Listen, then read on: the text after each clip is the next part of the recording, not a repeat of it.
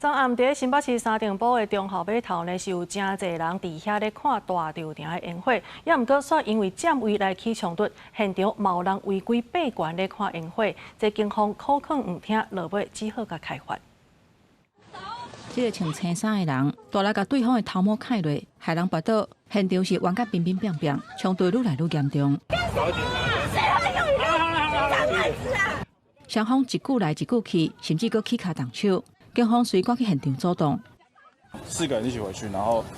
叫他们开设围。这个纠纷发生伫20暗8点外，大稻埕烟火表演，请真侪民众来看，嘛有未少人去新北市三重埔中校码头遐欣赏。经过警方调查，有一对较侪岁翁仔某，甲另外一对少年侦判，因为占位起屁面，要煞场的时阵，阁杀来杀去，双边起一个心共火刀，其中3个人全拢拍惨落。为两方均表示不愿提告，并依《社会秩序维护法》第87条第2款，将动手之2男1女移请3重简易庭裁罚。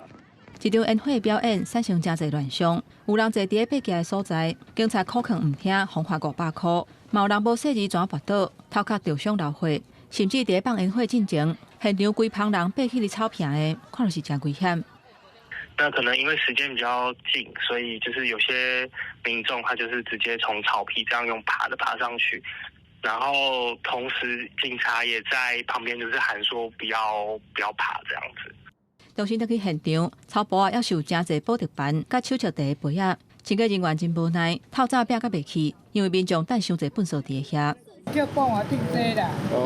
草埔那大草拢也无过啊。今日上午已加派人力办理现场清理，预计今日中午前会完成。会再进一步持续强化夏日节活动的现场的指引，也会再协请新北市警察局协助加强新北端的巡视。